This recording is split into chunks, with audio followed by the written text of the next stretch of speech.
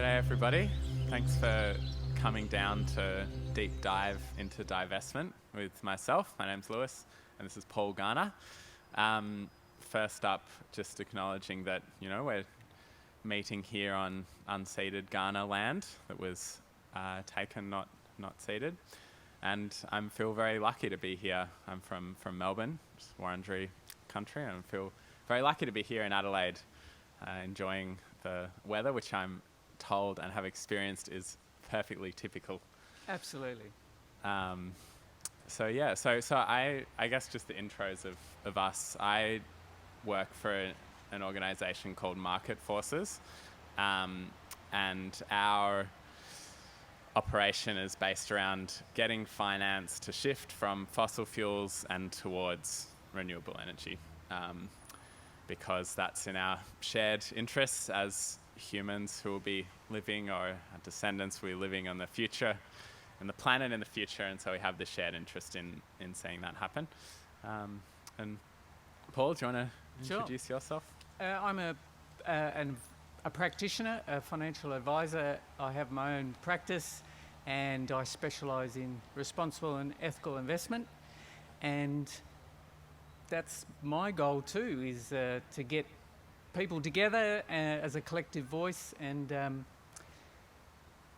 to use their money for good instead of evil. So that's my main driver, and finding people to do that and band together. Nice. I guess the idea is this is meant to be somewhat informal, so I guess both of us would encourage people to ask question when you want. There's the question asking microphone next to the plane tree. So maybe the best thing might be if someone raises a hand and then Paul or I will give you a nod, and then you can come up to the microphone sort of whenever you feel like it. Don't be scared. Yeah.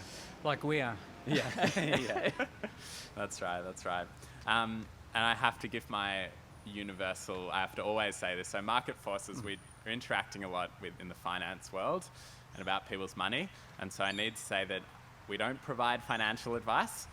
My comments are general statements about my thoughts about the world and so on. And they're not taking into account people's specific circumstances, and you need to seek your own financial advice from someone such as Paul, perhaps, but not providing that today. And neither am I, by the way. It's just general advice. Yeah. Okay. So that's ticked over that one. So I wanted to start by talking about what Market Forces does, which is the group that I'm part of. And I think the QR codes scattered around link to the festival or this event's website, which then links to Market Forces' main campaigns that you people might be interested in. But we sort of have three areas that we target that might be relevant to people here. The first one is banks, and our goal with the bank stuff is to see banks not lend money to fossil fuel projects. And it's really the main idea there is that you say, okay, the bank has lent them $100 million, but it's not, in some sense, the bank's money. It's our money, really. And it might, for many of you, it'll be your money that is then getting lent to these projects. It's not coming out of thin air. And so trying to get people to say, well, all right, well, if it's my money and you're lending it, I want to have some say in who you're going to lend it to. And I want you to lend it to someone that might have I have some interest in what they're going to do with it.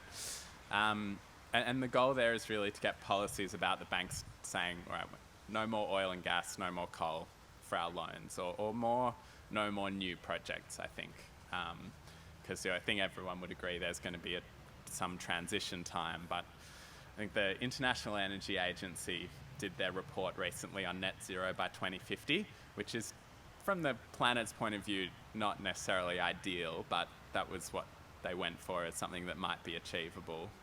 And that's got, I think, no room for new fossil fuel projects beyond what's already been constructed and planned. So I think with the banks, we really want them to not lend to projects that are out of line with that very reasonable goal. Yes, that's the banks. People here, everyone would have you've got letters from your bank, right? Like, that's a fairly universal experience, right? You get your statements in the mail and stuff. How many people here have actually written a letter to their bank or engaged in some correspondence or email? Are there hands for people that have done that? Yeah, okay, so like a small minority. And this is even a crowd of people that are like somewhat interested in divestment.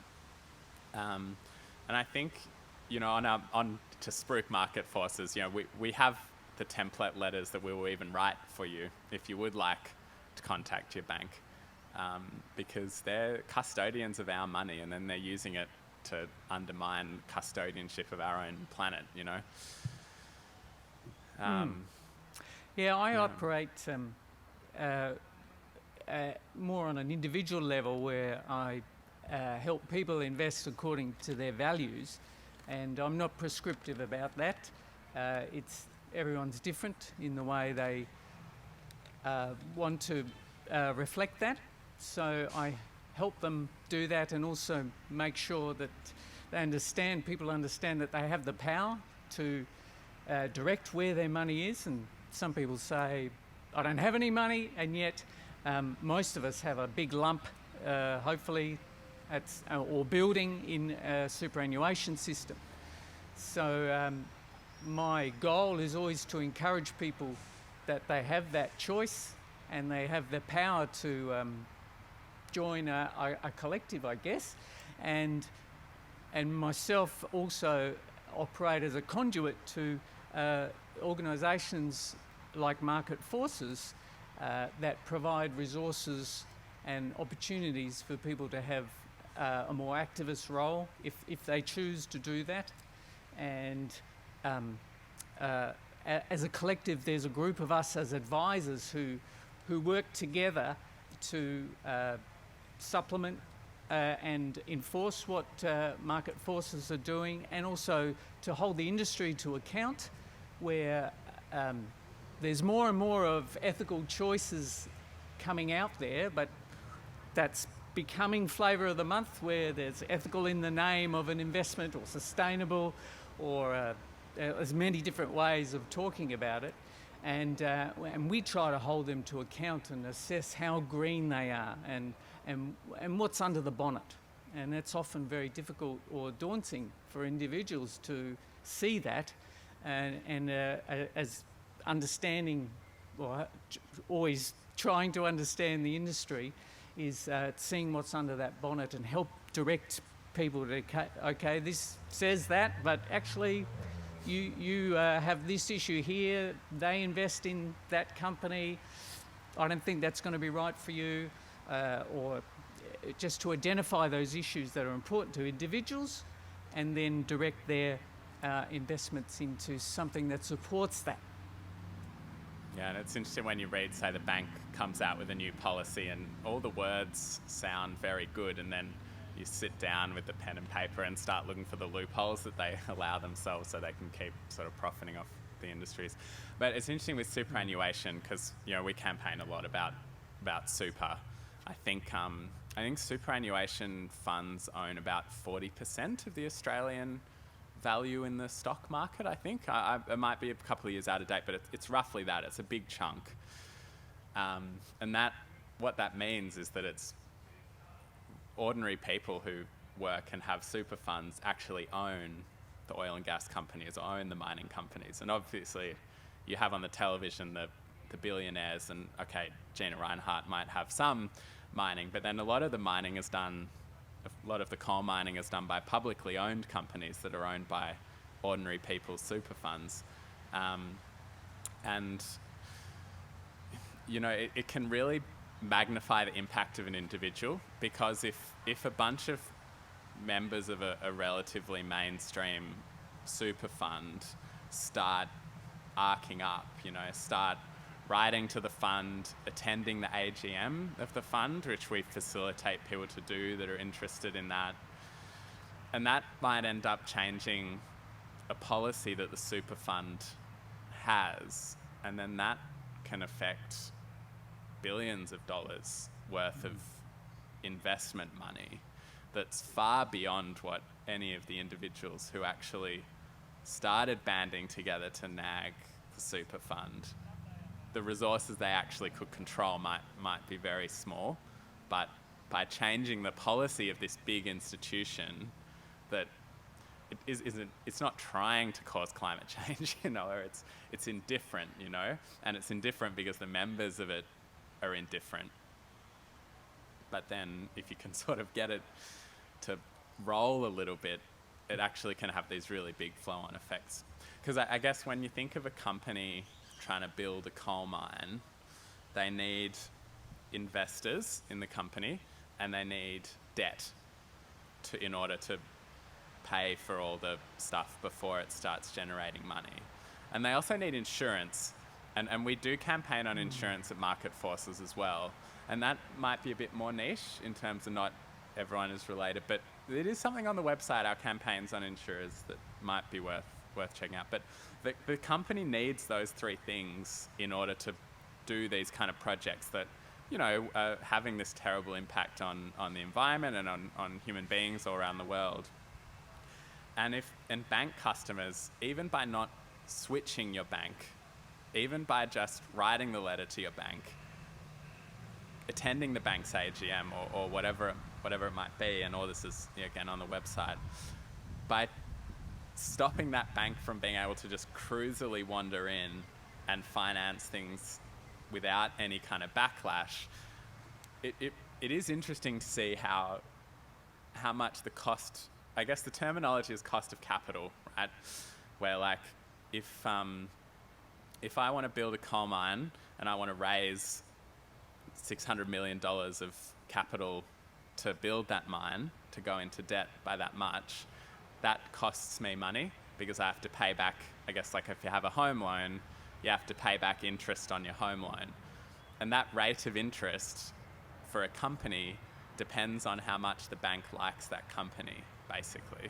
So whether the bank thinks they're reliable, but also if the bank thinks they're unfashionable. So if the bank's customers, even if they don't have an account worth that much money, start telling the bank, well, I actually am angered and resentful towards this activity that you're doing, suddenly the bank has to weigh that up when it does a contract with these people. And so by writing the letter and attending these things and saying, well, it's my money and I don't want it going here, it makes it more difficult for the coal mine to raise the capital that it actually needs to operate. And you can influence this process without really having a lot of skin in the game. But the bank would prefer that people are passive and just leave it in someone else's court so they can just continue to make the money. So, and I think in terms of the impacts that you can actually see, it's a lot more expensive to raise capital for a fossil fuel project now than for a renewable energy project. And it didn't used to be the case 10 years ago. And we've seen the cost of capital for renewables has gone down in the last decade, while the cost of capital for a fossil fuel project has gone up. And obviously, there's a sense in which it's quite boring. And I apologise for talking about cost of capital, but it's the reason that it's expensive is a large part because it's seen as toxic by the bank, and it's seen as toxic because their customers, which is punters like us, get shitty with the bank and tell them so. And so if you are switching your bank to the hippie bank or the non-fossil fuel bank, you've got to make a noise about it and really... And I think that's what's good about it, is that you can stay and make noise about it, or leave and make noise about it. So whichever path you want to actually take, whether you want to stay with the bank or not, if you make that noise, it has these flow-on effects. That's a good point, Lewis, because individuals have a voice, and sometimes people come to me and say, well, I've got this share portfolio and it's invested in this area. I don't want to be in that area. But there's another point of view to look at that, is that as a holder in that company, you have a voice as a shareholder, and you can influence that company by, maybe you don't want to be invested in it, however, you have a voice as a shareholder to be able to influence its policy. And so if you can band together with enough other individual investors, you can have a voice. And about 100 people is all it takes to have a voting block in a company. Yeah, so to put forward a resolution at a company's so companies have an AGM every year, which is the time where the shareholders of the company have a say on how the company is run, and shareholders includes anyone with superannuation account. How many people here actually have like active shares that you buy? You've bought shares in this particular company rather than just having an account. Okay, so like a higher minority than have contacted their bank. So it takes 100 shareholders in Australia to force a shareholder vote on a resolution at a company, right? And so that 100 individuals may not be millionaire shareholders. It may be a relatively small amount.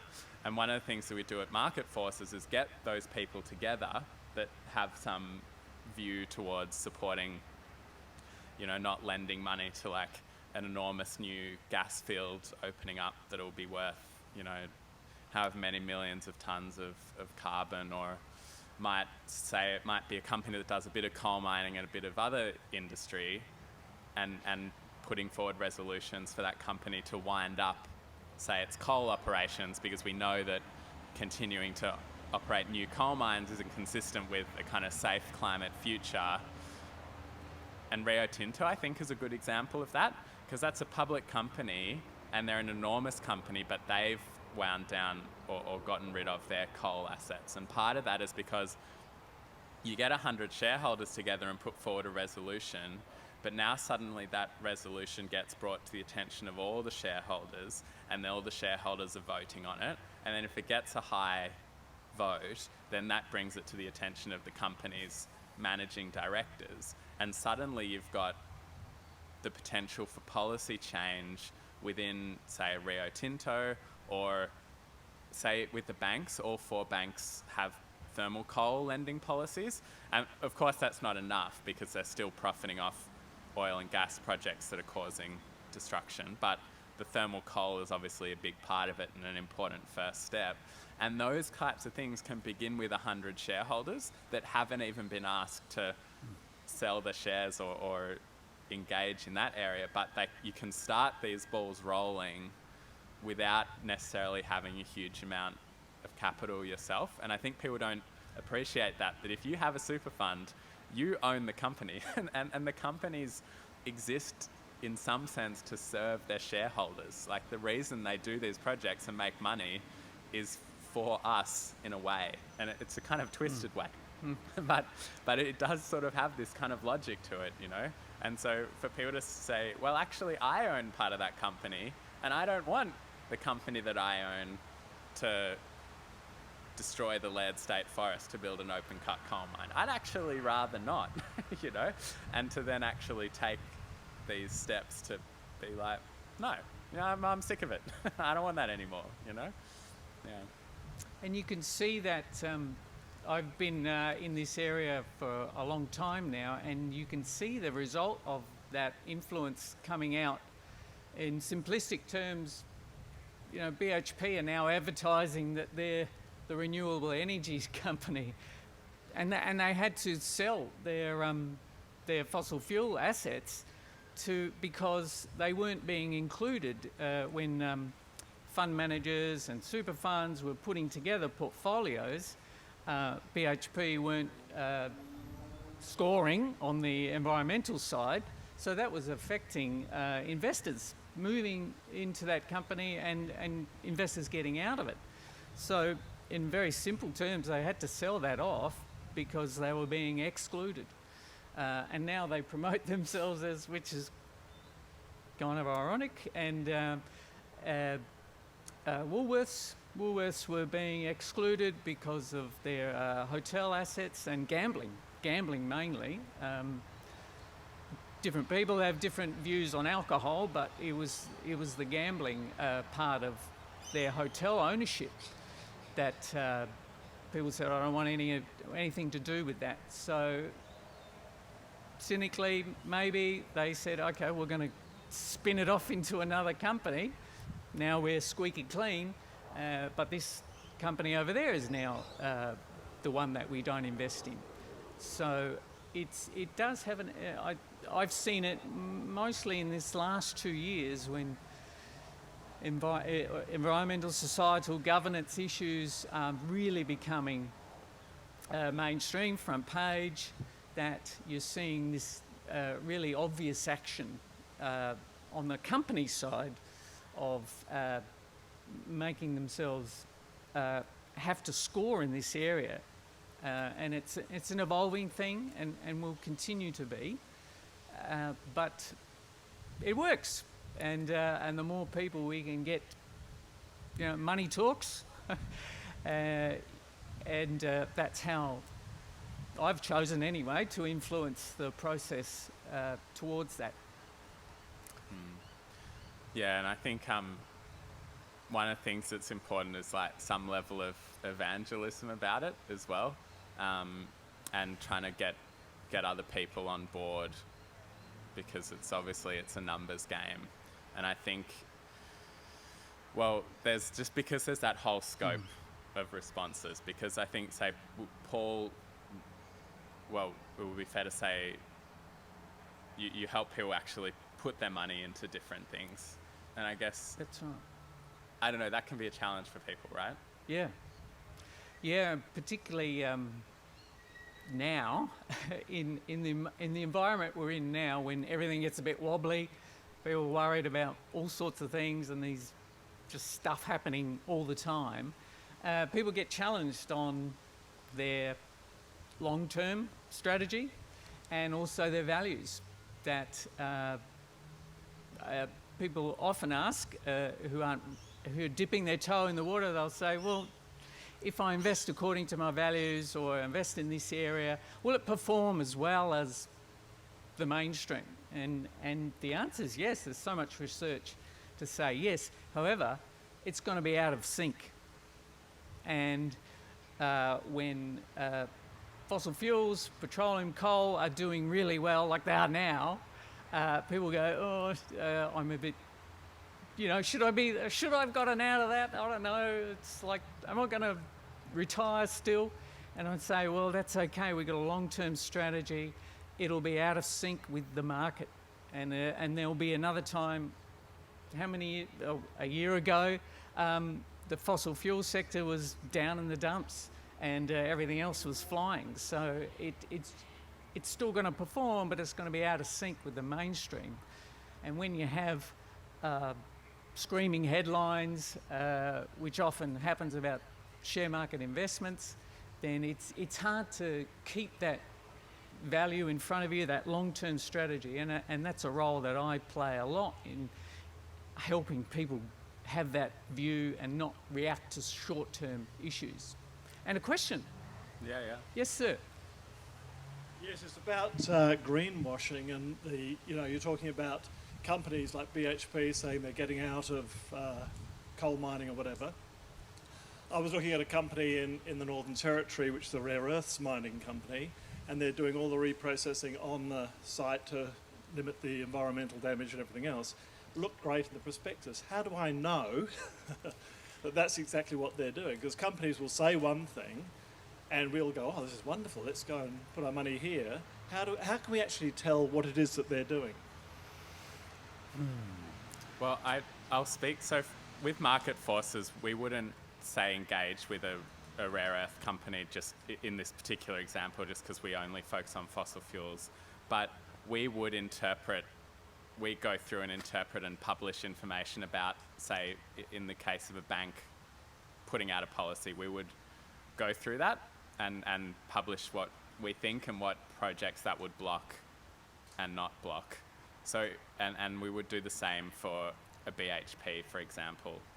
We publish information on those companies. In general, I don't know, and it is difficult. Well, that's research. So as an individual investor, you've got to do research, and you're quite entitled to write to the company and say, I'm thinking of investing in you, or I have this investment. I'm not sure about what you've said here. What can you provide extra information? That will happen. Most public companies have a media area, or it's people like us that can ask those questions. We have access to the dark arts of investment analysts, and we have lots of contacts in that area and can ask very specific questions in the industry to find out these things. But you individual shareholders have a voice as well and can ask these questions. You're quite entitled to do that. So I'd encourage that. Individual companies, if people ask me, then I'd have to do that research on their behalf, particularly if it's in a broader investment managed fund type of thing and there's a specific investment in there that has questions, then we would ask the fund manager, and we have access to those insiders, I guess. That's not obviously apparent to an individual investing in that, but yeah, ask. Always the key, I think. Yeah, so again, it's just more engaging with things that seem so distant. One of the things also I was just reflecting on that then, is that when we're assessing a company, you have a particular lens that you're going to bring to it. So for example, we would say, well, is this company's plan in line with the Paris Agreement? Or is it in line with net zero by 2050? And that means that you can actually just look at it and say, well, all right, they're spinning some yarn about whatever, but fundamentally, from broadly speaking, no, it's hopeless. They're trying to open 10 new coal mines. And so I think I have to read so many annual reports at work, and it's wild, the spin that you end up consuming. And I think before you've engaged with it, you've got your own thing of what you're looking at. And so for rare earth mine, the biggest issue might be land rights and sovereignty.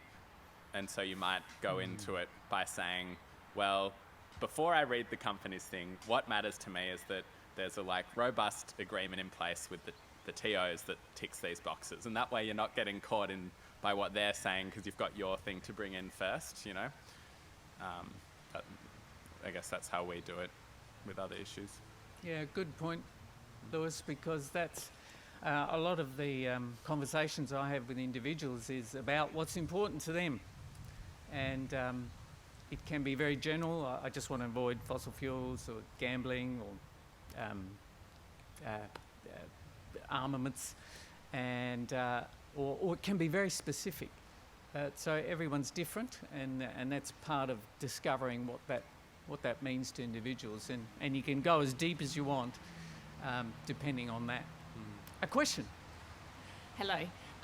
I've invested in sort of ethical investment funds for over 20 years, from when they were very, niche market. And I still talk to my family about converting their super funds over to ethical investments, but they still consider it to be risky, and because it's not really mainstream yet. But I just wonder what trends you see in regards to making it more mainstream, and whether it is mainstream, but it's just not out there in the, from the community's perspective, and the time, what the future trends potentially could be. I might just before, I think that's more in Paul's area, but I will just say, I'd encourage you to, if they don't want to switch, tell them to engage.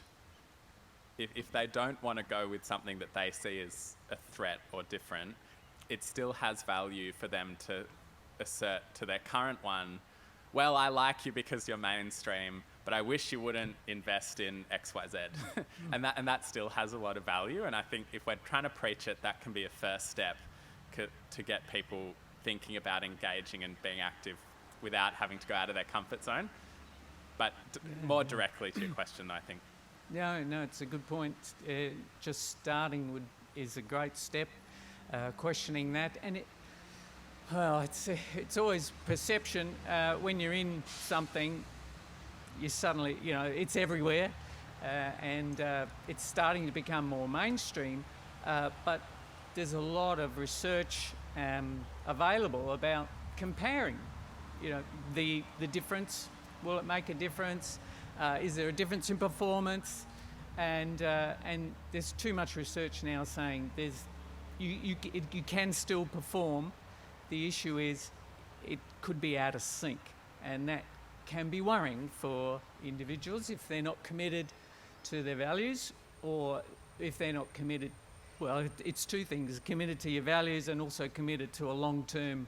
I've got to stick this out when the times are bad. When times are good, like at the end of last year was fabulous. Everyone was, yay, fantastic returns, really happy. I'm going to be more aggressive. I want more shares. And as soon as it goes the other way, it's like, cash, put it into cash. And it's like exactly the wrong thing to do. So it's encouraging a lot of the time, particularly in these times, my role is encouraging people. We've got a long-term strategy, stick to it. You've got to just write out, it's happened before, it'll happen again. You just got to stick to that as long as the time frame's correct. Then stay in there, and then you get the values part of it. Oh, I don't know. Should I have got it? I sold Santos last year. Oh my God, look at it now. But yeah, we've got to stick to that encouragement and coaching along the way.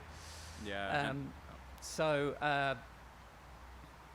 It's going to take time. It's just going to take time. But I feel there's a growing, swelling movement in this area, particularly young people.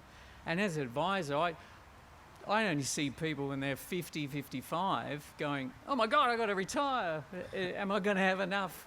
But now, and you'd never see anyone under that age, but now it's wonderful because you're seeing younger people saying, I'm really concerned about where my money, I understand I got this super thing here, I can't access it for ages, but it's getting large and I want to choose where to put it. And it's so wonderful because the biggest difference you can make in someone's life is when they've got time to make a difference. And if you're seeing young people, it's fantastic. You can make such a difference in their financial life, seeing them earlier rather than later. And it's fantastic to see that engagement at a younger level. I want to make one quick comment on coal, and then there's a question here, and then I think you wanted to ask questions, so maybe we'll do one then the other. It's interesting watching the media assault on promoting investing in fossil fuels, because the coal price is up over the last 12 months. It's increased, and so the share prices of coal miners have increased. Obviously the value of a coal power producer has gone down, but we don't have as many of those in Australia, so we don't see that side as much. And so I was looking at the 10-year returns for investing in coal companies here, and the 10-year return is the change in the value of the shares and also the dividends that you would have gotten in that time. And over the 10-year time frame, the Australian coal index on the stock market was just back to breaking even in February for coal investments. So on the 10-year horizon, you broke even, whereas the stock market in general obviously had gone up by, I think, 150% over the 10 years. So I think the boom bust of it, every time there's the boom, you get the articles in the Australian on the front page. Every time there's bust, you don't hear it. And really, for Whitehaven, for example, its share price has just gone up and down within the same range for the last decade, So we don't see that. And the second thing is that no one is predicting renewables to have a smaller share of energy production in 20 years' time. And so if you're investing in a company that's building fossil fuel assets that are going to pay for themselves over that time frame, it's a huge risk for an investment, which I think is good to bear in mind. Thank you. I have a couple questions. One is, this 100 people banding together that you, I gather, would help us collect if I was one of them and you'd bring 100 in. Are you saying that you would request a resolution to come up at the AGM, and it doesn't have to pass though, it just means the executives or whatever consider that resolution. So the resolution could be, I want you to reduce fossil fuels and give the equivalent investment into renewables. And then they will hash that out and decide, no, we don't want to do that. It's not going to work for the bottom line, for example. No, not exactly. So Okay. the shareholders will put forward that resolution. So I've got NAB's one from last year was about net zero by 2050 and lending in line with that and no new fossil fuel projects, blah, blah, blah. The board may comment on it, but what matters is the shareholders own the company and the board is answerable to the shareholders ultimately. So the shareholders will vote on that resolution, and if the resolution passes, then depending on the company's constitution, the board will have to do their best to implement it, because at the end of the day, the board is somewhat employed by the shareholders. But if the board don't like it, they will recommend their shareholders vote against it. So what you're describing does happen, but the vote would be binding. It's just that it will be unlikely to succeed without some support within the company. Thank you. Does that answer your question? Yeah. The second one I want to bring up is I was at another stage in Writers' Week, and they were talking about the cost of decommissioning coal-fired plants, oil rigs, whatever, and that I think they were referring to BHP having sold off that fossil fuel wing to Woodside or whatever, which is pretty much passing on the problem. And they talked about how these smaller companies who will buy up those working operations will possibly at some point go bankrupt, and then the problem is actually back to us, the taxpayers, to clean up. Now, is that, I mean, for example, if I was a BHP shareholder, you know, game over, they've already got rid of that and look like they've solved the problem for their shareholders. It's not on their books anymore or their responsibility. But to me, I can see how financially that is not going to be popular, because that's a huge cost for a current company to take over cleaning up the mess they made. So shareholders are probably not going to vote for that, but it seems ethically a worthwhile letter to write to say, so what is your plan?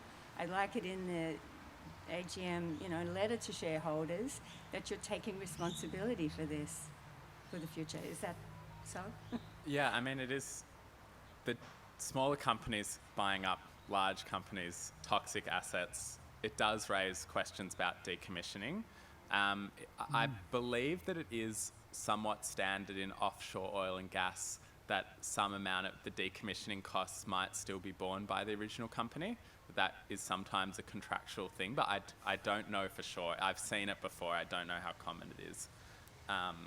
But it is a problem. And so in our resolutions, we often do what we call wind-up resolutions, where we're trying to ask the company to not sell the assets, but to wind them down. But as you say, companies often don't want to do it because they want to get the cash and look good, right? So yeah, we don't campaign for them to do that, basically. Yeah, but they do it, and it's bad. Yeah, do you want to?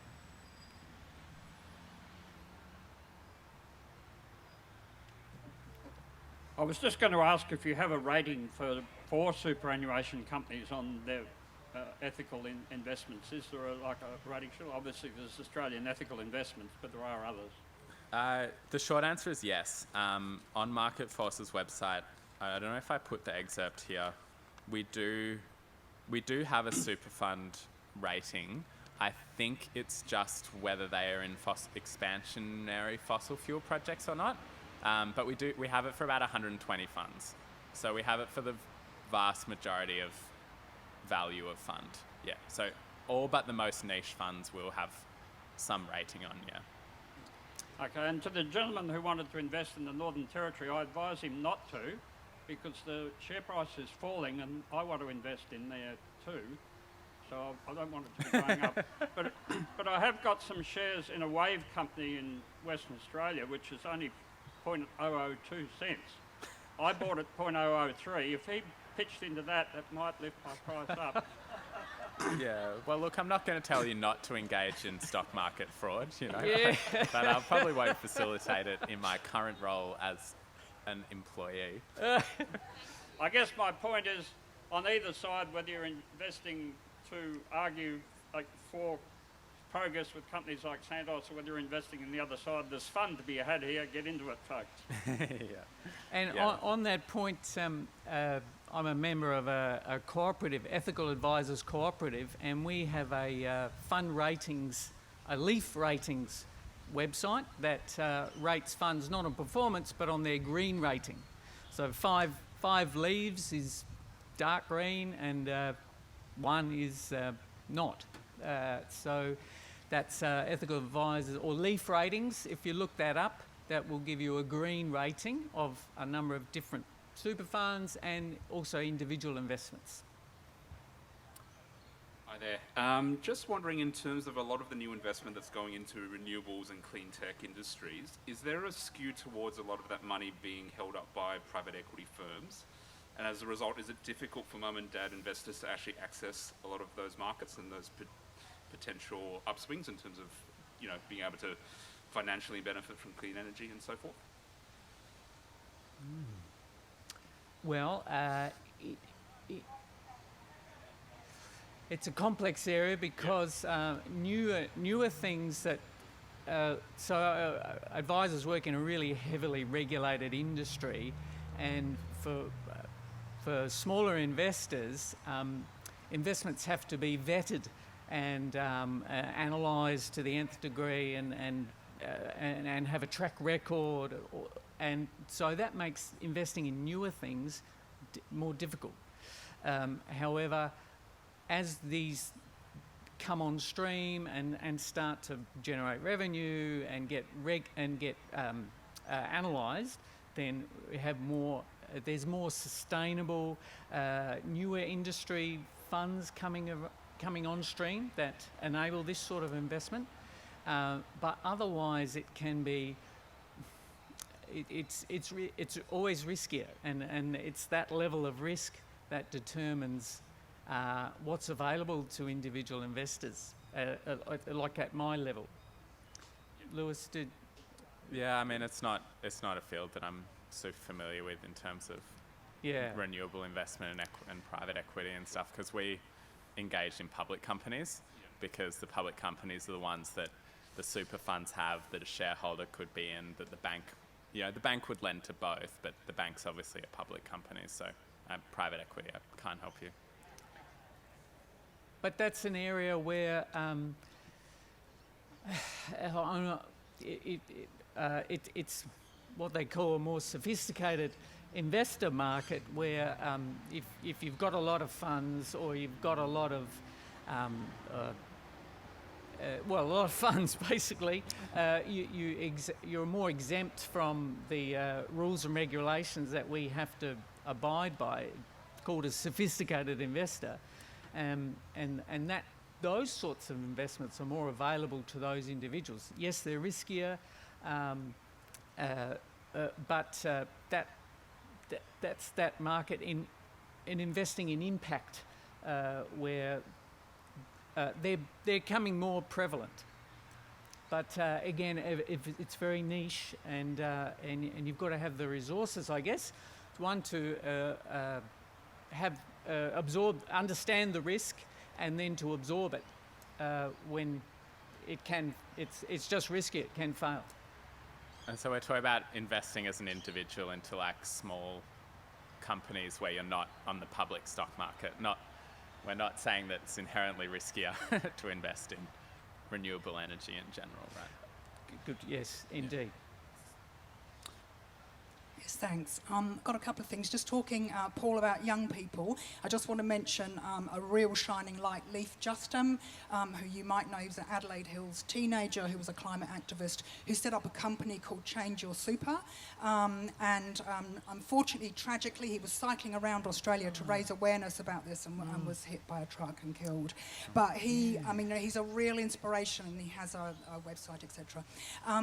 The other thing I just want to mention, Super SA. Recently, their socially responsible investments were much higher than the balance, so that's really positive. My question or comment is, I just recently moved most of my super into Australian Ethical, but I challenged them on their investments in NAB, and they have a whole team working on these assessments, and they said, NAB, they have a sliding scale, 1 to 4, I think it is. 4 is 100% squeaky clean and 0 is nothing. So they'd shifted them down to 1, and NAB was on notice because of their investments in oil and gas. So I just wonder it's a really fraught area, and there's a lot of need to compromise on investments. I know David Suzuki said if you don't congratulate multinationals on, Shell for the good work they're doing, and NAB invest a lot in renewables, then they won't do anything at all. So I just wonder if you have any comment about that.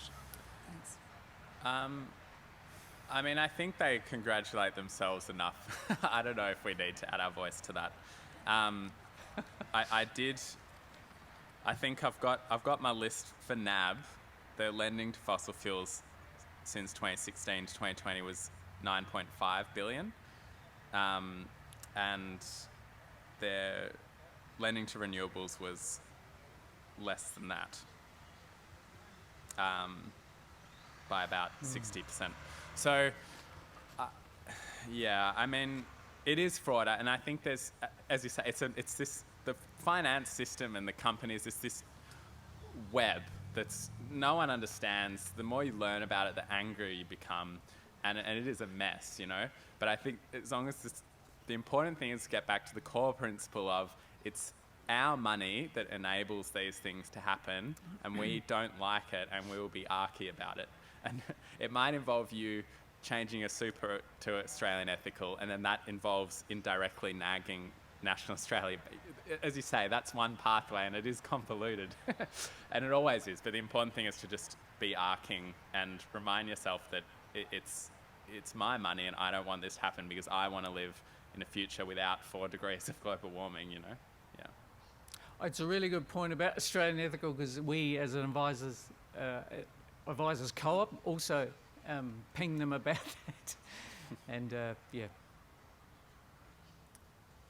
Yes, ma'am. Okay. Sorry. Hello, I'm Leif's grandmother, and I just want to thank the previous commentator. Please, I look around and I see so many people who are obviously grandparents here. Please talk to your grandchildren. They start work, they don't realise that they have a choice. Their employer just says, okay, sign this form, this is your super. They are the ones that have got a lifetime of super in front of them, and they are going to inherit the mess that climate change is inevitably going to cause. So please talk to your grandchildren. Leif took a very deep dive into divestment. He was 21, and he did all the research. He questioned banks, he questioned insurers. He was passionate about it. And we just, as a family, we want to keep that going and spread the word as far as we can. And this is a great opportunity today for people to learn a bit more about divestment and how crucial it is. So thank you very much. Well, thank you.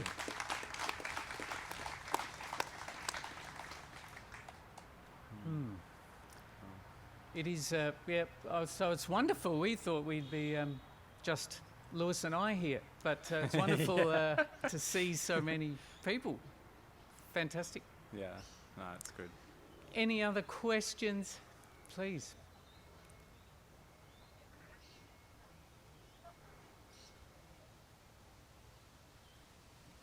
Hi, thanks for all your good work. I have a very vague question about the recent attempt by the federal government to muzzle financial investors off large super fund, like advisors. Can you comment on that, because I'm a bit hazy about it? I think it went down. I don't think it got up. But do you know what I'm talking about? Is this where they didn't want the Australian Council of Super Funds to issue advice for proxy advice? Is Yeah, that- things like that. Yeah. I mean, I can't comment on that specifically. I mean, the proxy stuff is it is relevant to our work because it's related to people voting in shareholder resolutions, and I more broadly, it's because the government has recognised that the companies, the people who own the companies, are starting to want the company to behave in a way that they want and not how perhaps the federal government might want. And another example of that was they're having like the export credit inquiry, I think they called it, and it was a similar thing of trying to prevent banks from not lending to certain projects. And it's just wild when you've got the government trying to pass laws that say, because the bank, you have to mine coal. well, that's right, because the bank is just saying, well, we don't necessarily know if we want to lend you $1 billion to build something that might not have a place in the medium-term future, and the government saying, no, you have to do it. It's craziness, you know. How much are these companies concerned about stranded assets? Well, the mining companies, the coal mining companies, not at all. I mean, the way they talk, they are planning for, or at least appear to expect, an indefinite future for coal mining, basically. In Australia, they say like New Hope Coal and Whitehaven Coal, they don't do anything else. They only do coal, and each time they use, say Whitehaven has got a lot of cash at the moment, because it's a coal producer. So, you know, there's been a big flow of cash from the coal power generators to the coal miners. So they're cashed up, and they're not using it to try to build a project outside of coal. They're using it to build, I think, Narrabri Stage 3 extension, I think, is what they're using their spare cash for. So, yes, the diversified companies like Rio Tinto obviously were concerned about stranded assets, but companies like Santos, Woodside, New Hope, Whitehaven, they don't seem to be giving it any thought at all. Okay, thanks. Oh, and a final comment. Divesting from your bank is a lot of fun, and I wrote the best letter ever. It's just very cathartic to write to the Commonwealth Bank and tell them what you really think and leave. Yeah. Did you get a reply? A form letter, yeah. Yeah. And we have some divestment stories on our website as well, of divestment journeys or something, of people sharing some of their back and forth, you know. Yeah.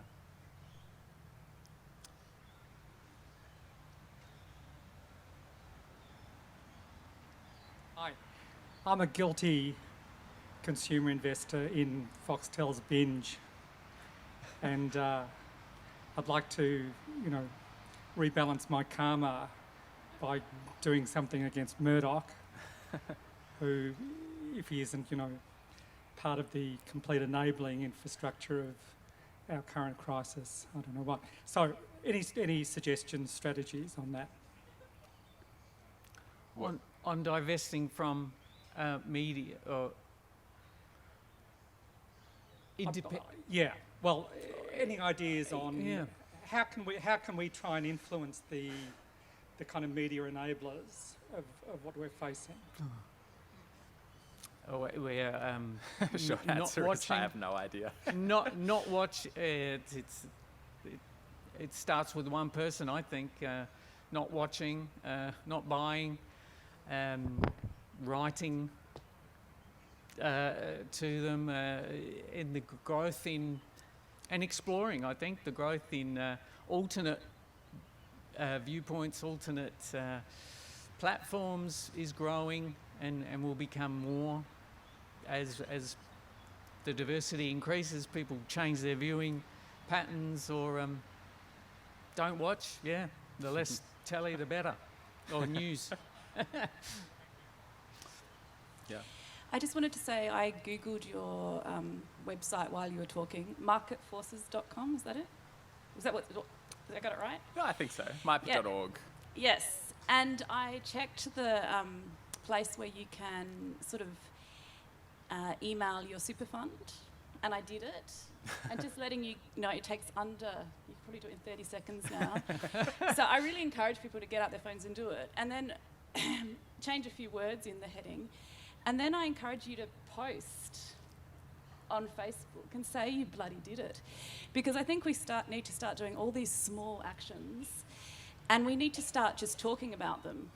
Even if it sounds like a broken record, if it sounds too small, it's only these sort of little actions. And then talking about them and saying, hey, why don't, I know all my friends care about climate change, why don't you do it as well? And post below and tell me that you've done it. Because, there's the familiar problem that it can always feel too big, right? But it's all the small stuff and talking about it that's really powerful. And so, if you've bothered to come along and listen to these guys talk and you haven't sent a letter like that, I just really suggest before you do step up from your chairs, just get out your phone, and you can do it within 30 seconds. Because, all the small actions is what's going to do it. Excellent. Thank you. Brilliant. Well done. When I go back to work next week, I might claim that I did that speech. That was good. It's probably ticked all the things I was meant, Because, it's that, engage with the bank or change the bank. Engage with the super fund or change the super fund. And if you're a shareholder, get in touch with us about the resolutions. But that was brilliant. Thank you. When you said I went on the website, I was like, oh no, the website will be down. Something's gone wrong, Like on the website you said this. Oh no. But no, that's brilliant. Thank you. Yeah, it's easy to do, and if you don't, it's just a few bit of action. If enough of us do it, then it creates a result. Any other questions? Gee, that's almost an hour. We're done. The next session here is you've got the DOS there. True, yeah. Lewis? So it's about art washing and the art world's entanglement with fossil fuel world through sponsorships and board memberships and all that. It's got Scott Ludlam, former senator, and Alex Kelly, who's an artist from the Northern Territory, a filmmaker, I believe. So I'm sure there'll be lots of great insights from both of them coming up here after that. So make sure to stick around. That's starting at 12:15. So 2:15. 2:15. Thank you very much for coming, and all the best. Thank you.